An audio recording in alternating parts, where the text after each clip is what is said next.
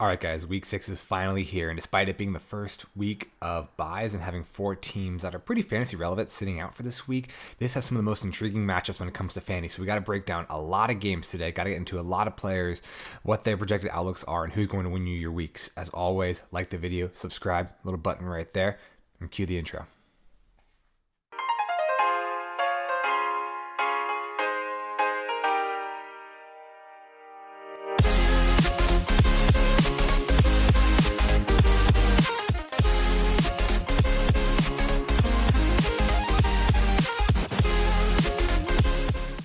Welcome back into TwinTakes Fantasy Football, and today we're going to be diving into Week 6 preview. Yeah, there's a lot of stuff to go over here, a lot of matchups I'm looking forward to, and a lot of teams that are trending up, a lot of teams that are trending down. So without further ado, let's jump into it and talk about the matchups that I am looking forward to this week. And it's going to start off with an interesting one. Really want to highlight Jets at Packers. Currently, Packers are favored to win by 7 points, and given that it's an over-under of 46, that gives the Jets a projected point total of 9.5, and Green Bay is projected to score 26.5 points as of today. This is really a tale of two teams here. Jets are on the rise and have a pretty bright future after throttling the Miami Dolphins last week. I'm not really sure if that's a result of the actual overall talent or the fact that Skylar Thompson was thrust in at QB or distrust in the locker room. There's so many factors that go into it, but we do know that the Dolphins are a good team, and the Jets certainly proved their merit against a pretty decent team in the NFL. Green Bay, however, is starting to stop their spiral. They've had a pretty rough start to the season. Looks like Aaron Rodgers is clearly missing Devontae. And after that horrific loss to the Giants last week that was completely out of nowhere, they'll be looking to bounce back against the Jets team this week. Both run games should be on full display here. Saquon torched the Packers last week, and with the emergence of Breece Hall and even some really good running, some secondary running from Michael Carter, expect that to be on full display. And obviously this is Robert Saleh, who comes from the Kyle Shanahan tree. Run game is kind of the heart and soul of their offenses. I expect quite a bit to come in that regards, and not giving the offense, giving Zach Wilson the full keys to the offense just yet. And then on the other side, listen, it was so mind-boggling how the game against the Giants ended. 2 batted passes. It was, I think it was like a 1-yard situation. Just give the ball to A.J. Dillon. I'm fairly confident in 2 tries he could have gotten the ball at least 1 yard, but this is certainly something that they're going to have to lean into. Clearly, Rodgers he alluded to retiring because of the wide receiver development. There's obviously Sauce Gardner, who's having one of the best seasons at DB on the other side of the ball for the Jets.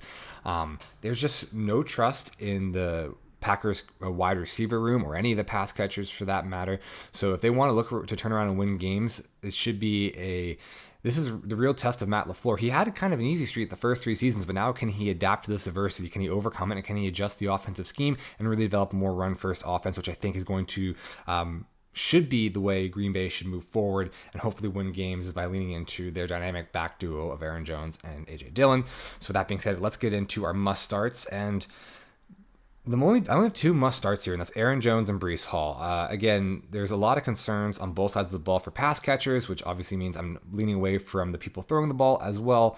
And I'm going to lean into just the 2 guys that are going to be the dominant pass catchers, dominant runners of the ball for each respective offense. Also, despite A.J. Dillon being a tremendous back, his workload has gone down steadily every week since week 1, and I believe he only had a snap share of 28.4% last week. So I have a lot of concerns around A.J. Dillon, and as I mentioned in the week 5 recap, he's no longer an auto start for me, even against a plus matchup like the Jets defense. But now we get into the probably starts, and this is where we do find A.J. Dillon, just because there's so many running backs on bye, and Derrick Henry, Josh Jacobs, Dameon Pierce. A.J. Dillon is probably going to crack your lineup, also with the injuries to Javonte and DeAndre Swift. And then the other probably starts Michael Carter is obviously, he has a touchdown upside. Garrett Wilson probably start just because, again, not giving Zach Wilson the full keys to the offense just yet. And we saw him kind of be a dud despite putting up 40 points last week. And then Allen Lazard, obviously people are really high on Romeo Doubs, but if I had to pick a current wide receiver against the Jets for this matchup, it would be Allen Lazard, just because Allen Lazard tends to play in the slot versus the boundary. Sauce Gardner is going to be that boundary corner, is going to be locking down whoever's out there, which will most likely be Romeo Doubs, which is opening up the middle for Allen Lazard, and I think he's going to be the most productive wide receiver in Green Bay this week. A desperation start. This is where I have the quarterbacks, Aaron Rodgers, Zach Wilson. I still think you can find a lot better options than both of those players this week. Geno Smith is one that immediately comes to mind. I'd even probably throw in Derek Carr over both of these guys after his performance last week, but also Romeo Doubs, again, fading him a little bit just because, again, boundary versus slot, he's going to be shadowed by Sauce Gardner most of the game. Elijah Moore and Tyler Conklin also are guys that in a desperation situation I would start as well. So that was the first game. Let's move on to Bengals at Saints. Currently, Cincinnati is favored to win this game by 1.5, closer than a lot of people thought coming into the season. And the over-under is just a measly 44 points. Yes, we've seen a lot of unders hit. We've seen a lot of resurgence of defense in the NFL. So, we're going to have it's been quite a bit of a low-scoring affair in the NFL so far, so we're going to talk about unders that aren't going to broach that 50-point mark that we love to see in fantasy. But given that over-under, Cincinnati is currently projected to have 22.5 points, while Nola is projected to have 21.5 fantasy points. Still plenty of stuff to go around for both teams. And this is just a fun fantasy matchup that I really wanted to highlight here. Both have really creative offenses. Saints still have a creative offense. Bengals used to have a creative offense before Zach Taylor went super conservative and lost all of his confidence in his creative play calling ability. But regard of Zach Taylor's sudden lack of incompetence when it comes to designing plays, they still probably have the best skill position player room in the NFL between Mixon, Boyd, Higgins, and Chase. So I still think that they have the ability to be explosive as long as Joe Burrow isn't under pressure. Again, it was a little bit of a bump against the Ravens last week, but come on, what do you expect from an AFC North divisional matchup? I mean, the motto or the kids on TikTok these days are saying that Black Air Force energy is what that division has. And yeah, it's a chippy matchup. It's going to be a hard-fought matchup. I don't think not many of those games are too high scoring. Very, very physical game. And so, yes, and the Ravens still have a good secondary, so I'm not super worried despite the loss to the Bengals. Lost to the Ravens last week. But on the other hand, you never know for the Saints who's lining up in the backfield. They've had some absolutely insane player formations out there. I believe they lined up last week on this play that Taysom Hill scored that 69-yard touchdown. It was 7 offensive linemen and 4 tight ends. There's not even a name in the NFL for that player personnel grouping on the field. So Dennis Allen apparently is quite creative.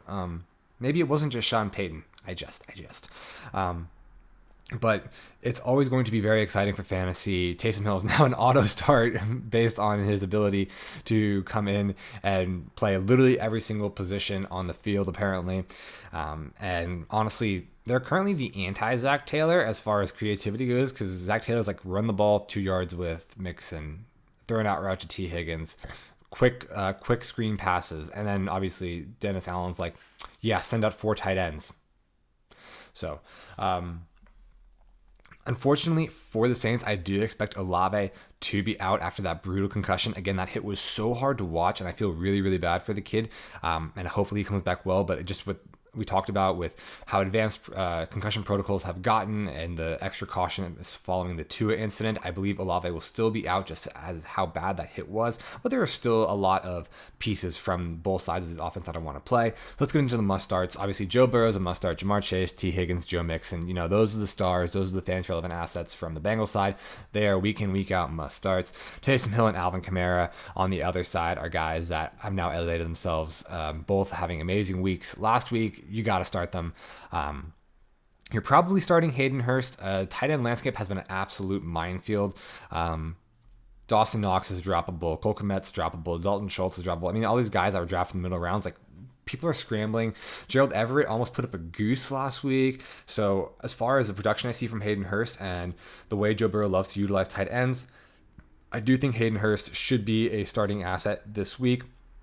Also, pending the health of Michael Thomas with Chris Olave out in concussion protocol, you're probably going to start Michael Thomas as well, and I think he should be just fine for fantasy. The desperation play here would be Tyler Boyd, just because there's way too many mouths to feed to have any consistent hope of production from Tyler Boyd, but again, a very tremendous wide receiver, so if you are forced in that situation, I would play Tyler Boyd.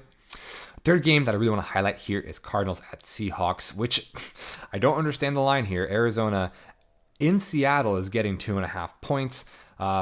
Getting back to an over 50-point over-under, currently projected at 51 points. So Arizona is projected at 27 points, and Seattle's projected at 24.5 points. Me personally, I would be picking Seattle to win this game, but What do I know? Vegas odd makers clearly have a lot more information than I do. So yeah, this is the two of the worst defenses in the league going up against two top 10 fantasy quarterbacks. Yes, please. This sounds like fantasy points galore. Even some of the depth pieces here, I think, are going to be must starts. Just based on how many points are going to be spread around in these offenses. Geno is currently the highest graded QB according to PFF metrics in both passer rating and as overall QB rating. And we saw that really on display against the Saints last week, and he threw some absolute dimes, some deep bombs to Tyler Lockett that I didn't think was possible outside of Patrick Mahomes. An amazing pass to Will Dissly when he was rolling out to his left. I mean, Geno just looks really, really good, and he's a guy that I think he's a must start. I would start him over guys like Aaron Rodgers and Zach Wilson, even over Russell Wilson at this point. So a lot of surprises coming out of Seattle this week, and especially DK and Tyler Lockett are guys that if you got whatever you got in the draft, even if you're taking DK as high as the 4th round, that's still a value based on the way the Seahawks are playing currently. Cardinals have only been getting stronger since their abysmal start to the season. Hollywood looks to be rolling in this offense ever since Kyler came out after that first game and said, hey, listen, we need to get Hollywood more involved. We need to get him more targets. I was not targeting him enough. And then ever since then, he's gotten at least 10 targets per game, which has resulted in tremendous fantasy success. He's been absolutely amazing play for those of you guys that drafted him. 6th round, again, another value at wide receiver. And also, as they get healthier, it looks like this offense is getting back in the fold, both on both sides of the ball. They had some injuries on defense to start out. J.J. Watt was hampered there for a little bit, but he came back and was a real factor against the Eagles last week. Rondale Moore got back and was getting involved and really opened up the offense for a lot of those guys. So as they get healthier, I expect the Cardinals to definitely kind of rise to that offensive juggernaut that we anticipated coming into the season. So again, the must starts here. Geno, my guy Geno. I have benched Matt Stafford in my Dynasty League for Geno going forward without question, regardless of matchup. That's how much I'm having Geno. DK Metcalf, Kenneth Walker is a must start. Tyler Lockett, Kyler Murray, Hollywood Brown, Zach Ertz, and then whatever, pending the health of James Conner, whoever is the RB1 for the Cardinals, whether it's Eno Benjamin or James Conner, they are the must start. I just think that with Rondale Moore back in the fold, it's going to open up those first 4 yards, going to keep the defense a little bit more honest on the back end. Plus, without Jamal Adams in the safety for the Seahawks, Tariq Woolen has been a really nice piece that they added in the 5th round. However, it's still one of the worst defenses in the league, and I expect whoever the running back one is to absolutely feast while Rondale and Hollywood both get theirs on the outside. Probably starts. I don't have any probably starts because they all made the must-start list, because we had the most extensive must-start list that we've ever had in one of these matchup deep dives. And a desperation start, I will go with Rondale Moore. Again, not someone you're actively looking to start, but if you don't have any other options, this is the matchup where I would exploit a deeper piece such as Rondale Moore. Last matchup to highlight here before we get into our quick hits is going to be Cowboys at the Eagles. Philly is currently favored by 5.5 points, and that's because Cooper Rush is still slated to start this game. Dak is not currently expected to start. The over-under is the lowest over-under of any matchup we've covered so far, with 42.5 points, which gives Philly projected 23.5 points, and Cowboys are projected for a meager 19 points. Despite being the lowest under over of any matchup we've included, this just has to be included because it's going to be such an incredible game for the NFL. Current price of admission is $328 for the cheapest seat in the stadium, which is the highest on record for any Eagles-Cowboys game in history. Combined record of the team is 9-1, so it's going to be a crucial game for both teams going forward as they chase playoffs, as they even chase the crown for the NFC East Division, which looks to be one of the strongest divisions in sports, having 3 teams combined currently for a 17-2 record.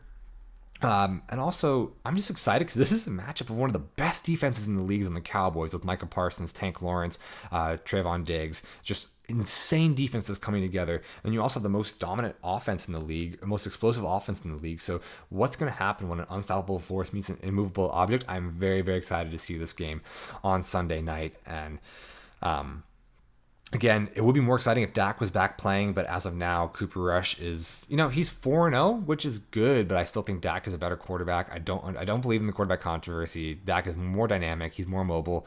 And I have to go back to Cooper Rush's combine analysis. One of the scouts literally wrote at the end of his analysis, has a frumpy body with a lollipop arm. That's the scout's exact wording. And it it gets me. It makes me laugh every time because that's it's a good analysis. But let's get into our must starts. Again, there's gonna be a little bit less must starts from the Philadelphia Eagles here, just because it is such a low over under, and we're projecting a very solid defensive matchup here.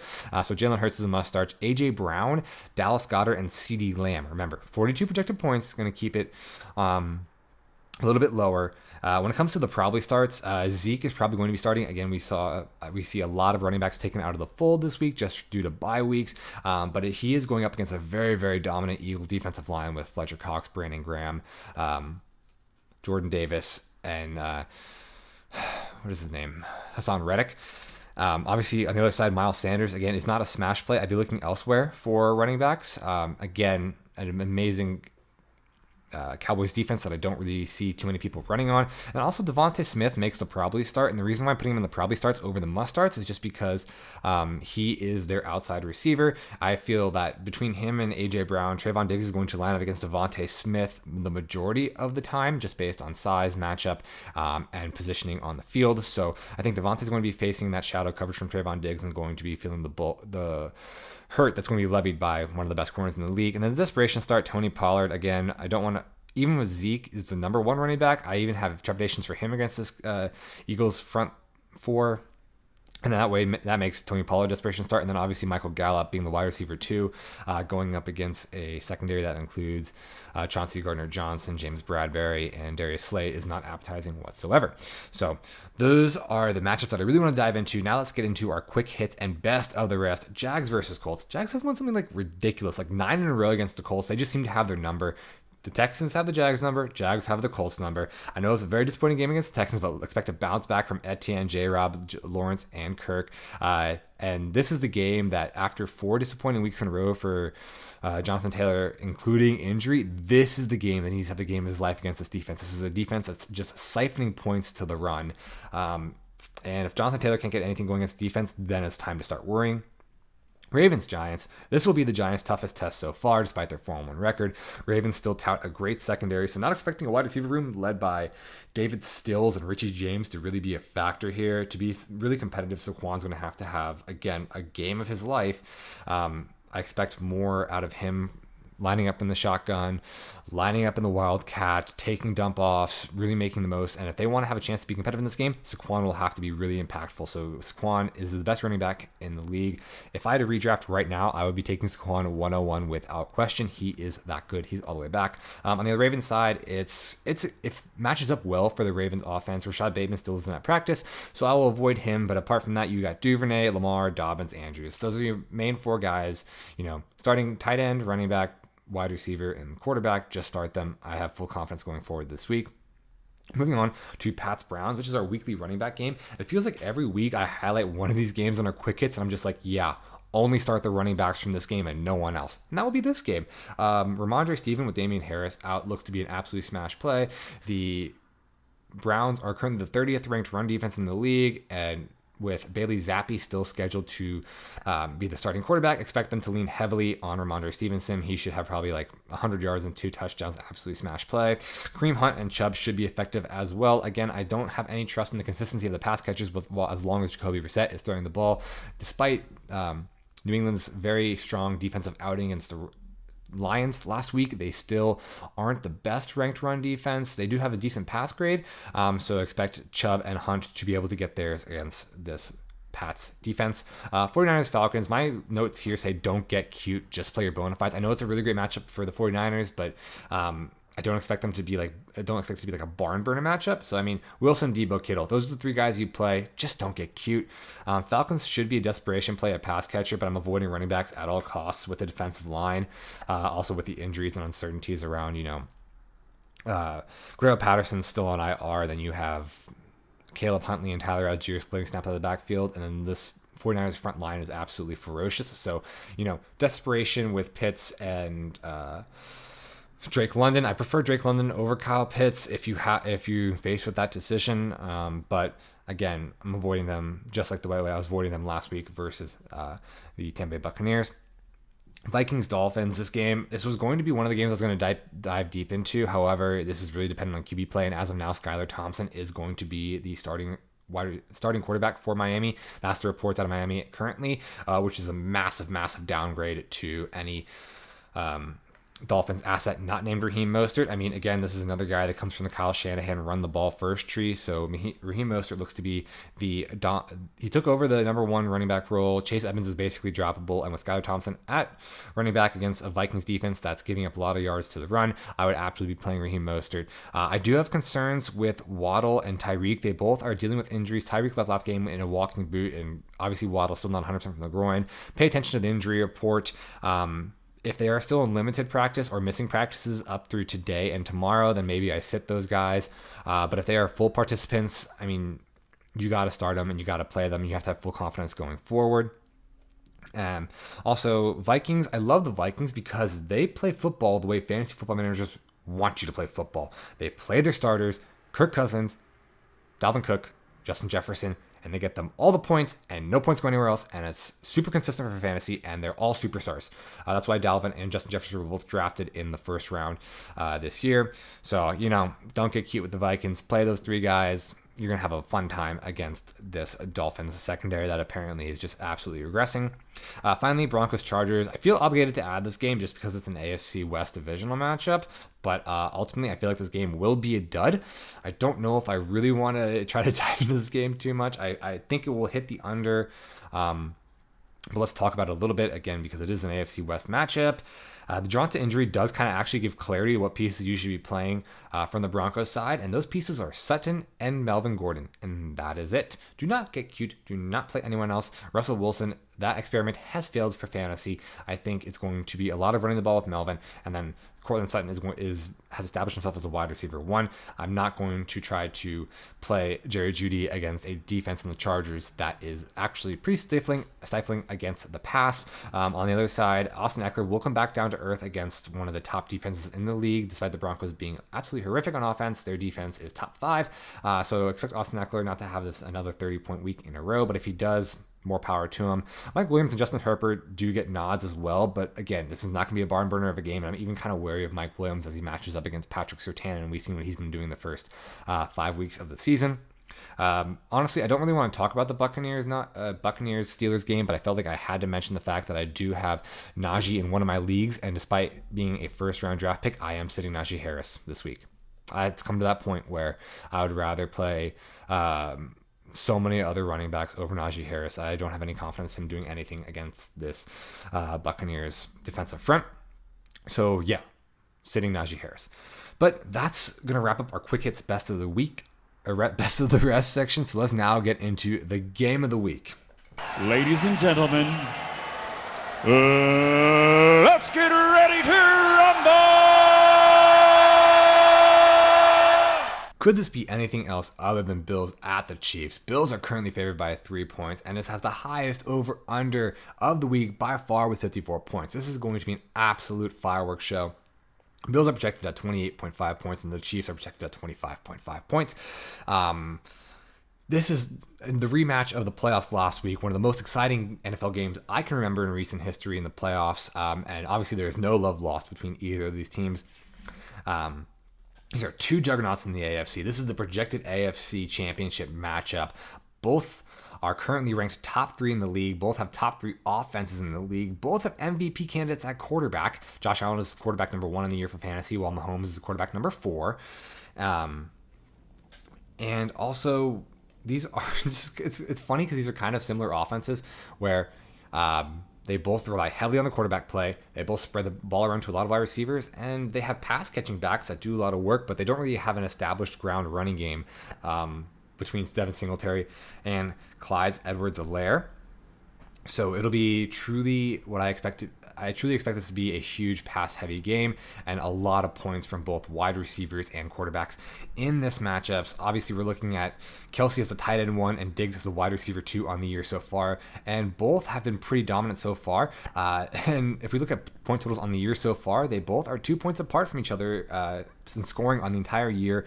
Kelsey has 78.8 points, and Diggs has 80.8 points as well. So despite one being a tight end, one being a wide receiver, they both have been fairly contributing pretty well to your team. Also, there are going to be just so many other exciting pieces in play as I expect just points to be galore. This is a high over under 54, and I think that we still hit the over here. I think we're going to be well over 60 points. So let's get into all these pieces that, especially with a lot of these fantasy relevant pieces on bye from the Titans, Lions, Raiders, and Texans. We got a lot of juicy options to choose from here. So our must-starts are Josh Allen, Gabe Davis, Stephon Diggs, Devin Singletary, Patrick Mahomes, Clyde Edwards-Helaire, Travis Kelce, and Juju Smith-Schuster. Despite Juju's a little bit of a dud performance last game, he still has the highest percentage of snap share. He was tied for the most targets and is emerging as a wide receiver 1 in this offense. In your probably starts, it's only going to be MVS just because, again, a lot of these people got elevated to must starts based on the bye weeks. And in a desperation start, I would start Dawson Knox just because I think if any game for him to have a touchdown upside, it's going to be this game. Mecole Hardman, Isaiah McKenzie as well. If Isaiah McKenzie is still in concussion protocol and doesn't come back, then you can replace Isaiah McKenzie with Khalil Shakir. Whoever is going to be in the slot option should get at least a decent number of targets, especially in a PPR format. They should be getting at least 5 to 6 catches over the middle and should be fine for a flex spot. I'm not going to start Sky Moore. I am not going to start Pacheco, and I'm not going to start James Cook. Those are just guys that I don't think are going to be factors in this game. I know there's been a lot of hype around these young pieces, these rookies, but this is not the game for the rookies. So I would not be starting them despite this being a very, very juicy game. Stick with the guys in the must-start list. All right. That being said, let's get into my guys for the week, trying to bounce back, and we have some confidence plays here. So first up, Geno Smith. It's versus Arizona, 32nd ranked pass defense. Geno Smith has been absolutely on a tear. This is, NBA jam rules. If he's on fire, you got to stay with a hot hand. Number 5 QB on the season so far for fantasy, and I expect him to absolutely tear up this Arizona Cardinals secondary. So this is more of the giving you a confidence play to play him over Matt Stafford, play him over Aaron Rodgers, play him over Zach Wilson, play him over Russell Wilson, play him over these guys that you drafted pretty highly. And yeah, just throw draft capital out the window, go with production. And Geno is a guy that should be rostered almost everywhere at this point, but we did tell you to pick him up about 3 weeks ago prior to him absolutely exploding against the Seahawks. Not against the Seahawks, against the Lions. Moving on to my second guy, it's going to be whoever is the running back 1 for the Cardinals. I know it's been pretty disappointing for James Conner the past few weeks. He hasn't been able to crack double digits in what we expect to be a very explosive offense. But this again is a Seattle defense that is allowing the second most points to running backs. So again, whether it's James Conner or whether it's Eno Benjamin based on the injury to James Conner, whoever's the number 1 in that offense, I would be absolutely starting with full confidence. So I'm hedging my bets here. But again, RB1, this should just be titled RB1 for the Cardinals, despite them having terrible games in the past 3 games. Number 3, Ramondre Stevenson. Yeah, it's versus the Browns. Yeah, Myles Garrett might be back, but this is just a confidence play. He's been a flex play, but this should elevate him to top 10 positioning in the wide receivers for this week. I'm absolutely buying into the Ramondre Stevenson hype. I believe that even if Damian Harris comes back healthy, Ramondre Stevenson will be the number 1 back going forward. He is that talented, and he's just a really good pass catcher. I believe he has the confidence from Bill Belichick to go ahead, and if you picked him up off waivers or if you've been stashing him, this is your confidence play to play him regardless of the outcome or regardless of defense. Number 4, this is there's not really too much analytical analysis here. This is going back into the fact that Jags have had Indy's number. I know it was a horrible game. A lot of people got burned by Christian Kirk's like 1.9 points last week versus Houston. It's supposed to be an amazing matchup, but Derek Stingley is a really good corner and was playing coverage on Christian Kirk all game. However, Indianapolis does not have that dominant cornerback like Derek Stingley, and the Jags just seem to have Indy's number. They just seem to know what to do against Indianapolis, and they always find ways to throttle them, put up 30 plus points. So this is just going basically on the narrative of the fact that the Jags are going to have an amazing game, as they always do against Indianapolis, and Christian Kirk, despite having a horrible game last week, still should be in your lineup, still should be a starting wide receiver caliber player. Bounce back for both him and T-Law. And finally, we're going to go with Jalen Waddle versus Minnesota. This is more for my mental sanity rather than a confidence play for you. I am very, very in on Jalen Waddle. He was one of my guys prior to the season. I have him in literally every single draft I'm in, and this has been a rough 3 weeks between injury and quarterback issues. And honestly, I just need to put him in here for my own confidence. Otherwise, literally might have benched him seeing the Skylar Thompson news. So I'm putting him in here mostly to try to instill more confidence in myself, continuing to keep him in my lineup despite putting up 3 points in 3 straight weeks. So those are my guys. Geno Smith versus Arizona, James Conner or Eno Benjamin, whoever's the running back one for the Cardinals versus Seattle, Ramondre Stevenson versus the Browns, absolutely smash play. Christian Kirk versus Indy, start him. You will regret it if you don't. Finally, Jalen Waddle. Please, for the love of God, have a good game. Please, please, please, please. My mental health needs that. But yeah, let's get into our parting thoughts. It's going to be a quick one. You know, there's only one thing that I'm not clear about. Actually, there is one thing. What other thing? Should be no surprise given my stance on this team the entire season so far. Trade your Broncos. Trade all of them. Trade them while they still have name value. They're never going to return on your draft capital investment. They're never going to return on ADP. And they're going to be a letdown as the season continues. So trade your Broncos players while you still can. That's my last advice. All right. Thanks for sticking with me, rolling through all these matchups. Have a ton of good fantasy options this week. And I'm very, very excited to see what week 6 brings us. Enjoy the games, and I'll see you back for the recap on Tuesday.